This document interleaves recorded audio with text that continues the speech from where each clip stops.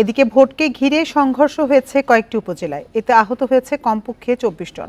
অনিয়মের অভিযোগে কয়েকটি কেন্দ্রে ভোট স্থগিত করা হয়েছে। এছাড়া কয়েকজন প্রিজাইডিং ও পোলিং অফিসারকে প্রত্যাহার ও গ্রেপ্তার করা হয়েছে।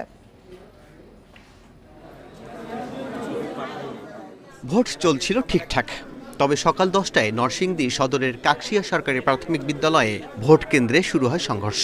কেন্দ্র দখলের অভিযোগ করেন 2 চেয়ারম্যান প্রার্থী। সংঘর্ষে আহত হয় 10 জন। 40 মিনিট বন্ধ থাকে ভোট গ্রহণ।